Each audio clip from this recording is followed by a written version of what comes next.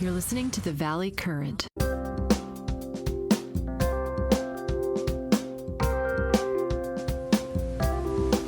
I'm in Florida. My brother is really ill. My brother's in hospice right now. So there's just a matter of making him comfortable.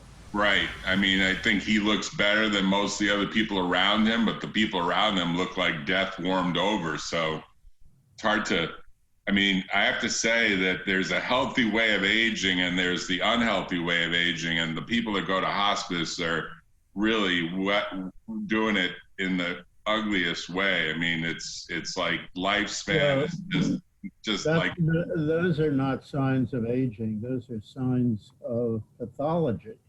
Right. The aging process is ongoing, but other than increasing vulnerability to what they're suffering from, there is no reason to say that their death is caused by a process that you can see before your eyes, which is pathological changes. Right. I mean, I'll just give you an example of his next door roommate. That's his next door roommate. I'm aware of those circumstances. How about your mother? Yeah, so my mother, she's taking this very poorly. So here's Richie, who looks relatively youthful in this picture compared to his next door neighbor who's sharing the room with him with a curtain drawn between them. That's the way they do this now. What is Richie suffering from? Well, he's got stage 4 tongue and throat cancer, Oh, that's right. both. And it's metastasized throughout his larynx, and they would have to remove his larynx, which means he wouldn't be able to talk. He can barely talk now. He kind of mumbles because his tongue is so blown up. I think they cut some of it and apparently probably didn't get enough. Maybe didn't cut enough. I don't know. Is he being fed intravenously? Yes. So tubes in, tubes out. Basically everything is machine assisted. And here's my mom, who looks a lot older than the last time I've seen her. She really looks like her skin is sagging, and 90 years old. You look great compared to her, but she is mobile. So she does walk, she does take herself to the bathroom, she does eat normal meals, although she just eats a couple of meals a day. She eats at like 10:30 and then maybe again at 3:30, something like that, basically 2 meals a day. And she's gained a lot of weight because she's mobile, but she's not mobile in the sense of burning 2,000 calories. So she's gaining weight, and she pays for a wonderful pool facility, which I've been going to. And I have to say, it's amazing. She doesn't pay a lot for it. Let's call it a couple $100s a month. In California, it'd probably be close to $1,000 a month for that kind of pool. Full exercise center, full, beautiful, warm pool. You can do lap swimming. You can walk the pool because there's part of the pool which is very walkable. It's only like maybe 3 feet. But she doesn't go there anymore because she says, well, people are going to laugh at an old lady in the pool. I said, they don't laugh. You go in the pool, you put I'll drown. She knows how to swim. She says, I feel so overweight, I'll drown. I said, you put on a life preserver and you just get the exercise. There's a guy in Portola Valley where I live, in the club where I live. He's 97 years old. He's got an attendant that takes him to the pool seat that drops itself into the pool because he's mobile but barely mobile. But he goes swimming every day for a half hour. The guy's 97. I mean, he's amazing. He's like the oldest living club member. He was there right from the very beginning when the club first opened in 1959. He was a member, or 1956, whatever it was in the 1950s. When the club first opened, he was like their first member. And he's gone swimming almost continuously every day. And I have to say, I think that's what you have to do. You have to make it a religion. Yeah.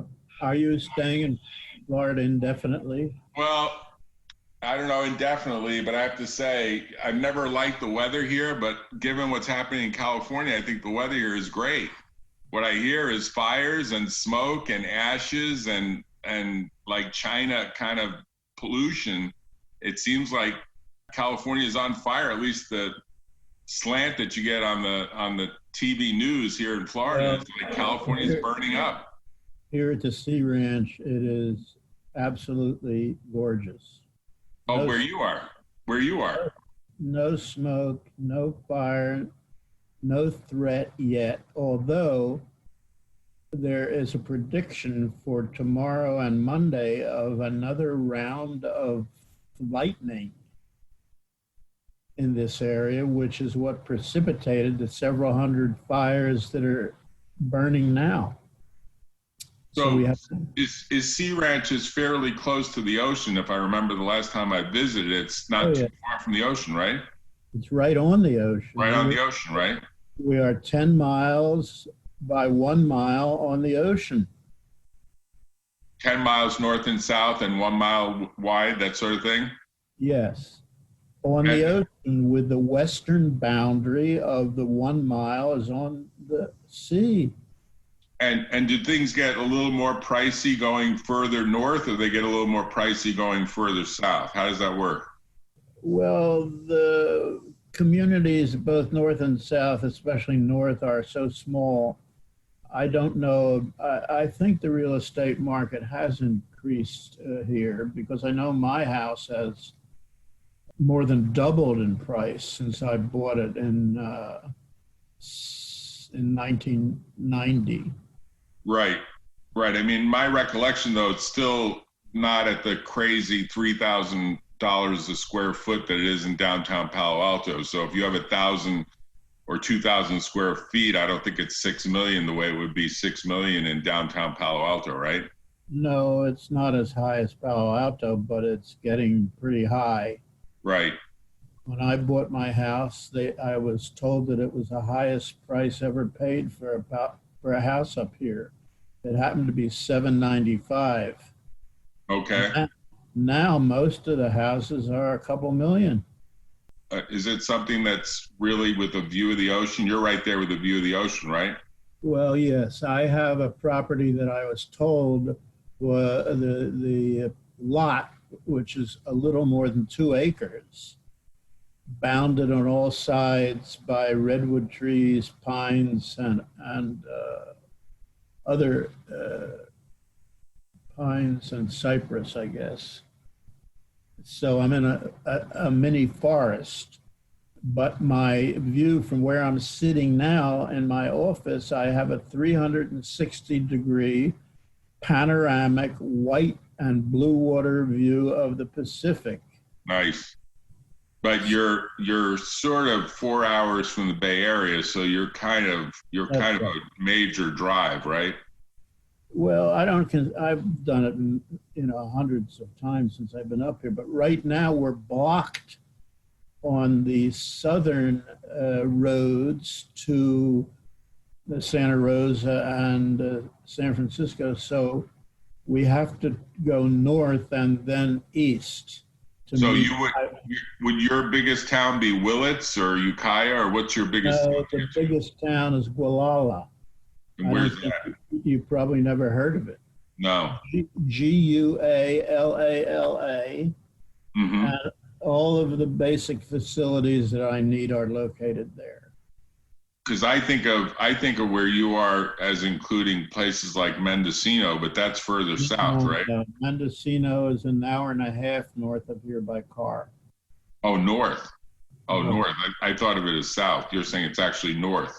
Oh, yes, far north. I'm on the border, just a few miles south of the border of Sonoma and Mendocino. Okay. County. Right. But Mendocino City is an hour and a half north of me. Okay. So you're isolated from all the smoke? Is that what you're saying? You're isolated from all of it? Yes, mostly because the wind is flowing from north to south. Okay. And all of the fires are south and west. Okay. The threats now are to Healdsburg and Windsor and that general area. And that general area is pretty well wooded. I mean, Healdsburg has lots of trees, lots of trees. There are 75,000 people who live in Healdsburg. Right, right. So it's a serious problem that's being attacked now. They just brought in air tankers. They brought in the biggest air tanker in the country, a 747 modified to spray retardant, and other auxiliary planes have been brought in for that purpose because of the rugged territory that's virtually unreachable by humans. Right. I mean, I think of it as I'm blessed to have this moment with my brother because we've made amends in so many different ways. We had lots of disagreements historically, as brothers do over time. I mean, when you look back, they were mostly trivial, probably slights that occurred decades ago. When before I left, I left my parents' home at 16 and essentially started full-time work as a young adult, having gotten my driver's license, which was only a permit. I learned how to drive a number of different trucks and started working for a trucking company even before I was 18, and literally was the youngest Class 1 tractor trailer driver in New York State. They couldn't believe that such a young person would be interested in doing it, but I figured it was a way to work my way through college, and indeed it turned out to be exactly that. So my parents just know me as a very independent soul who left the house, essentially very early in life and proceeded to get an MBA from Columbia and a JD law degree from UCLA, and then stayed in California as opposed to returning to New York, although I did take the New York bar and did pass it, just like the California bar in the first taking. And so I've always had a foot both on the East Coast and certainly more than a foot on the West Coast. But when I think of California today compared to the East Coast, I think it's a risky place to be compared to being over here. And I guess these fires, there are three that rank, I'm just looking at the news as we're talking, there are three that rank as the largest in the state's history, and they say they keep growing. And it's just amazing to me that we don't have any of this fully under control yet.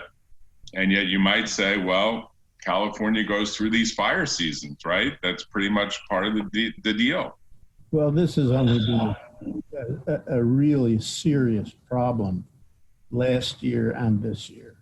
Prior to that, I felt no fear for my safety in this state. And I'm from Philadelphia. I was born and raised on the East Coast, and I much prefer to be here than on the East Coast for a variety of reasons.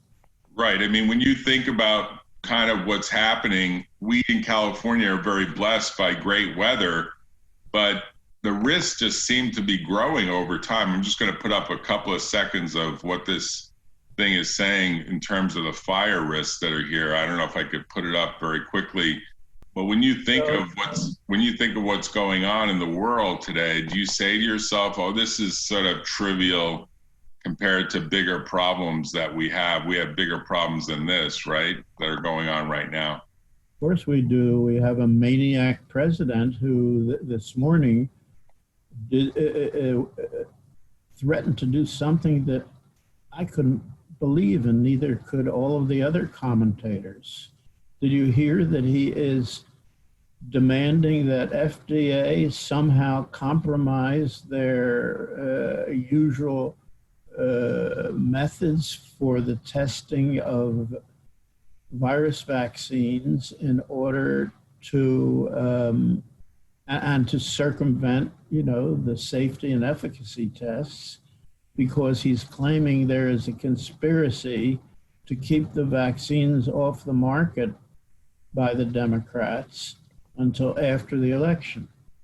Yeah, I heard that, and I thought, God, that's a bunch of crazy making. I just put up on the screen for a second Yeah, I'm putting up a screen. Maybe it's being captured. Maybe it isn't. Oh, yeah, from the Washington Post. Yeah, the Washington Post has a Napa County home on fire, and I guess Well, that's kindergarten stuff. I have access here to hour by hour aerial views. is this better? Is this better? Is this better?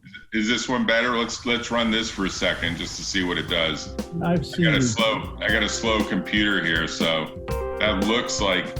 Of course, we have to watch an ad. That's just the way it goes. I've seen these before. Okay, let's just do it for the audience sake, because some people are outside California. They watch this stuff. We have to run an ad because, unfortunately, that's the way this stuff works. Yeah, I think it's kind of amazing when you think about what people typically think of when they think of fire. They think of like an electrical fire inside of a house. Tune in next time on The Valley Current.